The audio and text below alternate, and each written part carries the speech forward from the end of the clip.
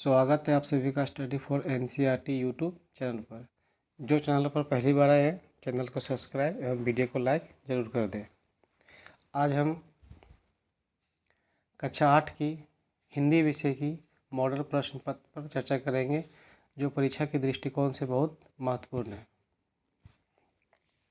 यह प्रश्न पत्र जेसीईआरटी द्वारा जारी की गई है, जो पूर्णतः परीक्षा पैटर्न पर आधारित है। परीक्षा इसी पैटर्न पर ली जाएगी। समय 1 घंटा रहेगा परीक्षा के लिए। आपका पूर्णांक 50 अंक। इसमें से आप 14 नंबर, कम से कम 14 नंबर ला के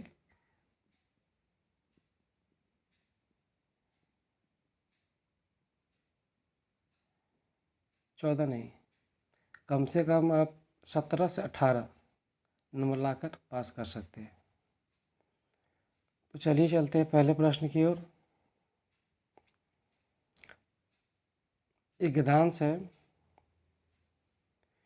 कार्निवाल के मैदान में बिजली जगमगा रही थी, हंसी और विनोद का कलनाद गूंज रहा था। मैं खड़ा था उस छोटे फुहारे के पास जहां एक लड़का चुपचाप शरबत पीने वाले को देख रहा था। उसके गले में फटे कुर्ते के ऊपर से एक मोटी सी सूत की रस्सी पड़ी थी और जेब में कुछ ताश के पत्ते थे। उसके मुंह पर गंभीर विषाद के साथ धैर्य की रेखा थी। मैं इसकी ओर ना जाने क्यों आकर्षित हुआ। पहला प्रश्न है, कार्निवाल के मैदान में क्या जगमगा रही थी? तो कार्निवाल के मैदान में बिजली जगमगा रही थी। सही उत्तर ऑप्शन ए। अगला प्रश्न है, कार्निवाल के मैदान में लेखक कहाँ खड़ा था? तो कार्निवाल के मैदान में लेखक छोटे फुहारे के पास खड़ा था। सही उत्तर ऑप्शन सी।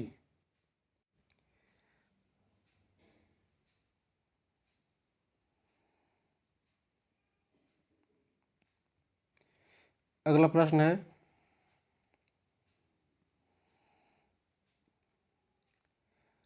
छात्रावास में स्थान पाने हेतु प्रधानाध्यापक को लिखे गए आवेदन पत्र के रिक्त स्थान को सही विकल्प द्वारा भरें। यानी कि एक बच्चा अपने प्रधानाध्यापक के पास पत्र लिख रहा है, जिसमें वह छात्रावास में अपना स्थान मांग रहा है। तो आवेदन में जो खाली स्थान रह गए हैं उसमें क्या शब्द आ सकता है, ये आपको ऑप्शन से चुनकर भरना है। तो सेवा में श्रीमान ... महोदय। तो ये पत्र हम लोग प्रधानाध्यापक पास लिख रहे हैं, तो यहाँ पर 3 में भराएगा प्रधानाध्यापक।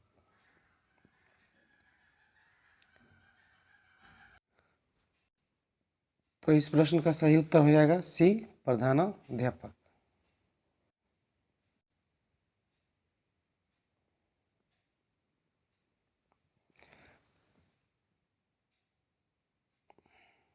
चार नंबर में सविनय ...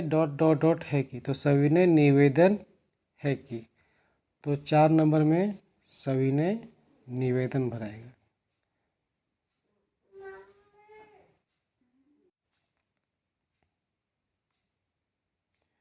चार नंबर में निवेदन। सही उत्तर ऑप्शन ए। अगला प्रश्न 5। सविनय निवेदन है कि मैं आपके विद्यालय का वर्ग अष्टम का छात्र हूं और प्रतिदिन 10 किलोमीटर दूर से विद्यालय पढ़ने के लिए आया करता हूं। अतः मुझे विद्यालय के ... में स्थान देने की कृपा करें। तो उसे स्थान कहाँ चाहिए? छात्रावास में। तो 5 में भराएगा छात्रावास। सही उत्तर ऑप्शन सी। चलते हैं अगले प्रश्न की ओर। ये व्याकरण खंड है। इस खंड का पहला प्रश्न है, रात तद्भव शब्द है तो तत्सम शब्द क्या होगा? तो रात तद्भव है तो इसका तत्सम रात्रि होगा। सही उत्तर है ऑप्शन ए, रात्रि। अगला प्रश्न है, सूर्य का उचित पर्यायवाची शब्द होगा दुनिया, सदन, भास्कर, नभ। तो सूर्य का सही पर्यायवाची भास्कर। अगला प्रश्न, तुम घर जाते हो, इस वाक्य में तुम क्या है?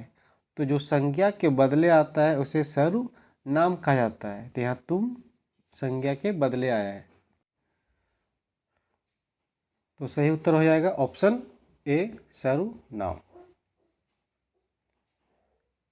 अगला प्रश्न है, शुद्ध शब्द कौन सा है? यहाँ पारिवारिक शब्द लिखा गया है, इसमें हर्षई दुर्जय के आधार पर आपको पहचान करना है कि शुद्ध शब्द कौन सा है। तो सही उत्तर हो जाएगा ऑप्शन ए, पारिवारिक।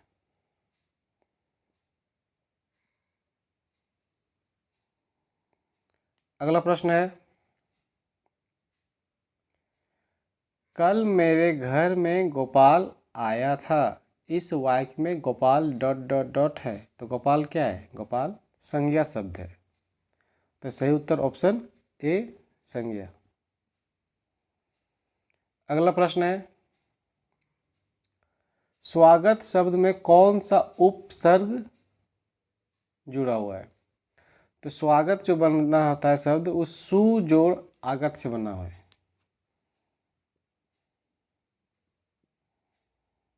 सु जोड़ आगत। तो इसका सही उत्तर रहेगा ऑप्शन बी, सु।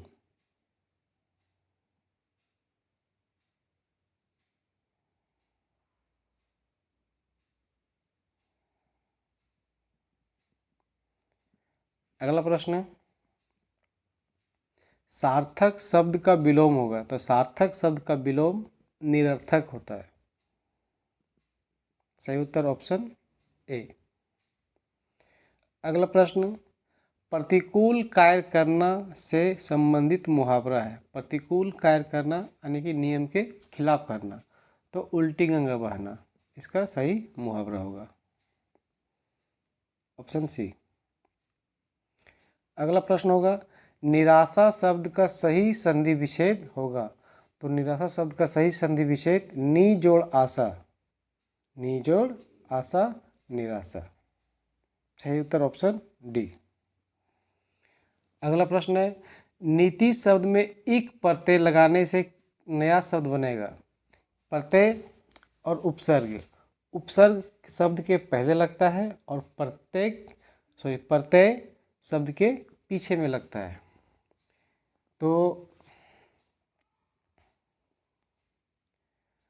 देखते हैं, नीति जोड़ इक, इस बन जाएगा नैतिक। सही उत्तर ऑप्शन सी, नैतिक। अगला प्रश्न है, मान शब्द में अप उपसर्ग लगाने से नया शब्द क्या बनेगा? तो मान है, इसके आगे लगा देंगे अप, तो क्या शब्द बन रहा है? अपमान। सही उत्तर ऑप्शन बी। अगला प्रश्न है, जय शब्द का विलोम क्या होगा? तो जय माने जीत, तो जीत का उल्टा हार यानी कि पराजय। सही उत्तर ऑप्शन बी। अगला प्रश्न है, अभिनेता शब्द का स्त्रीलिंग क्या होगा? तो अभिनेता का अभिनेत्री। सही उत्तर ऑप्शन ए। चलते हैं अगले प्रश्न की ओर, कमला ने रोटी खाई, कारक पहचाने। तो कारक होता है कर्ता ने, कर्ता ने, तो कमला ने। तो इसका सही उत्तर ऑप्शन ए, कर्ता ने।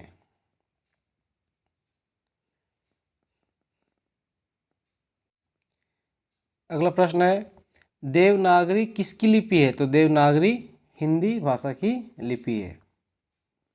पंजाबी की गुरुमुखी होता है, अंग्रेजी का रोमन होता है, इसलिए सही उत्तर ऑप्शन ए।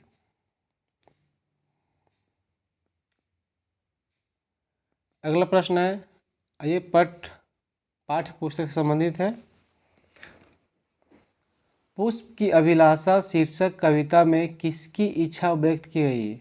तो पुष्प की अभिलाषा, अभिलाषा यानी कि इच्छा, तो ये प्रश्न के शीर्षक में ही इसका दिया गया है। तो सही उत्तर है ऑप्शन सी, पुष्प। अगला प्रश्न है, छोटे जादूगर के लिए लेखक ने कितने टिकट खरीद कर दिए? तो इसके लिए उन्होंने 12 टिकट खरीद के दिए थे। सही उत्तर ऑप्शन ए। अगला प्रश्न है, किसका ज्वर सबसे भयानक होता है? तो कुसंग का ज्वर सबसे भयानक होता है। ये कुसंग माने गलत संगति, ये गलत संगति लग गया तो जीवन बर्बाद है। तो सही उत्तर ऑप्शन बी। अगला प्रश्न है, पथ की पहचान शीर्षक कविता में कवि पथ की पहचान करने को कहते हैं क्योंकि यदि हम पथ यानी कि अपने रास्ता, मंजिल, लक्ष्य की पहचान कर लेंगे तो सफलता प्राप्त करने में हमें आसानी होगी। तो सही उत्तर ऑप्शन ए, सफलता प्राप्त करना आसान हो जाता है। अगला प्रश्न है, पथ की पहचान शीर्षक कविता के अनुसार पथ पर कितने राही गए थे? तो प्रश्न के अनुसार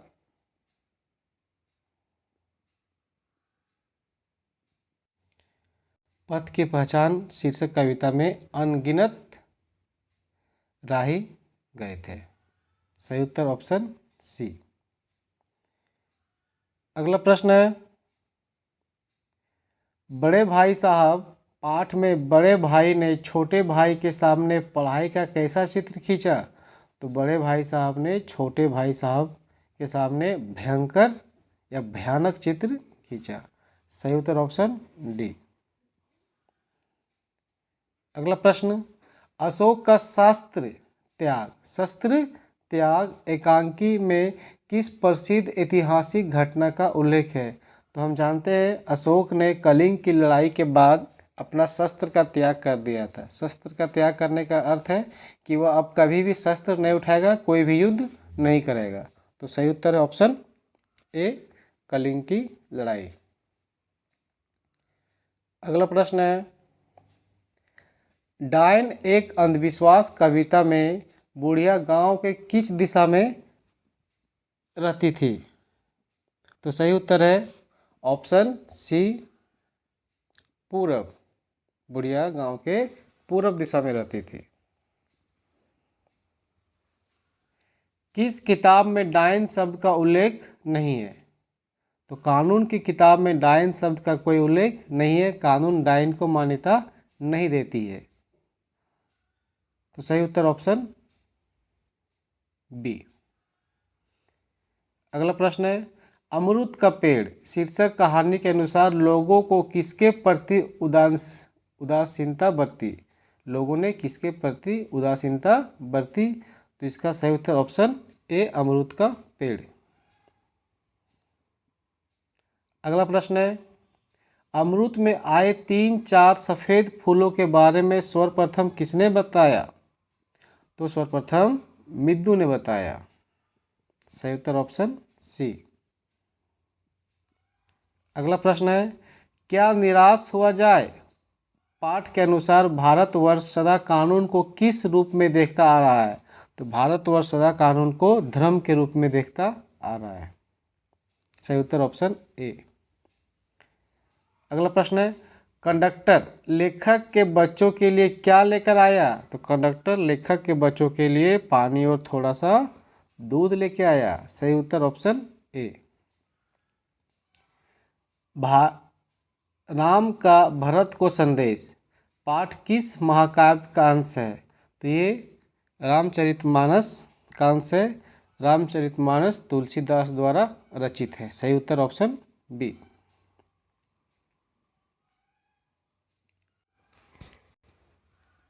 तुलसीदास के अनुसार मुखिया कैसा होना चाहिए? तो तुलसीदास के अनुसार मुखिया मुख के समान होना चाहिए। सही उत्तर ऑप्शन ए। अगला प्रश्न है, बस की यात्रा शीर्षक पाठ कैसी रचना है? तो बस की यात्रा शीर्षक पाठ एक हास्य व्यंग्यात्मक रचना है। सही उत्तर ऑप्शन बी। अगला प्रश्न है, बस में कितने मित्र सवार हुए थे? तो बस में 5 मित्र सवार हुए थे। सही उत्तर ऑप्शन डी 5। अगला प्रश्न है, झारखंड के 2 सपूत पाठ के अनुसार जयपाल सिंह किस खेल से गहरा लगाव था? तो झारखंड के जयपाल सिंह मुंडा, जिसे हम लोग मारंग गोंके भी कहते हैं, या हॉकी के खेल से संबंधित था। इनका हॉकी खेल में बहुत ही बड़ा नाम है। सही उत्तर ऑप्शन ए। अगला प्रश्न है, छोटा नागपुर स्वर्ग का एक टुकड़ा है, यह किस पाठ का हिस्सा है? तो छोटा नागपुर झारखंड के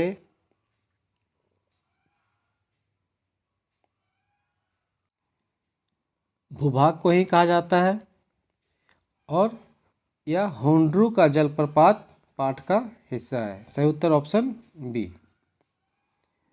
अगला प्रश्न,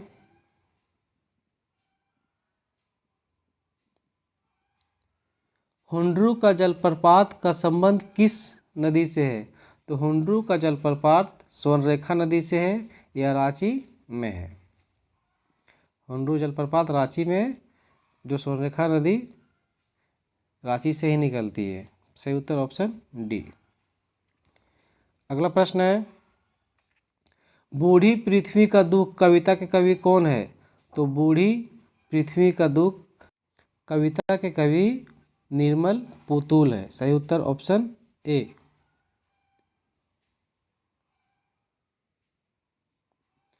अगला प्रश्न है, गुरु शिष्य नामक संस्मरण में लेखक ने किसका स्मरण किया है? तो इसमें लेखक ने आचार्य हजारी प्रसाद द्विवेदी का स्मरण किया है। सही उत्तर ऑप्शन बी। अगला प्रश्न है, गुरु शिष्य नामक पाठ में लेखक को किस शहर की आद सता रही थी? तो लेखक को कानपुर की आद सता रही थी। सही उत्तर ऑप्शन सी। अगला प्रश्न है, अपराजिता शीर्षक पाठ के रचनाकार निम्नलिखित में से कौन है? तो इस पाठ के रचनाकार शिवानी है। सही उत्तर ऑप्शन बी। अगला प्रश्न है, डॉक्टर चंद्रा के एल्बम के अंतिम पृष्ठ पर किसकी तस्वीर थी? तो इसके अंतिम पृष्ठ पर उसकी माँ की तस्वीर थी। Option A. अगला प्रश्न है, डॉक्टर चंद्रा ने किसके सफल जीवन की कहानी पढ़ी थी? तो उसने डॉक्टर वर्गीज के सफल जीवन की कहानी पढ़ी थी। अगला प्रश्न है, पन्ना पन्ना बोलता है पाठ के अनुसार शुभांगी के घर में खुशी का माहौल कब से छाया हुआ था? तो शुभांगी के घर में घर का खुशनुमा माहौल सुबह से ही छाया हुआ था। सही उत्तर है ऑप्शन ए। अगला प्रश्न है, शुभांगी की बुआ क्या बन गई थी? तो शुभांगी की बुआ एक IAS अफसर बन गई थी, इसलिए उसका घर का माहौल पूरा खुशनुमा था। अगला प्रश्न है, व्याकरण के प्राचीन ग्रंथ में किसे धर्म स्वभाव कहा गया है? तो तालाब को धर्म स्वभाव कहा गया है। Option C. अगला प्रश्न है, तालाब बांधता धर्म स्वभाव। तालाब बांधता धर्म स्वभाव पाठ के अनुसार अमावस और पूनों को किसान खेत में क्या नहीं करते थे? तो काम नहीं करते थे। सही उत्तर ऑप्शन ए।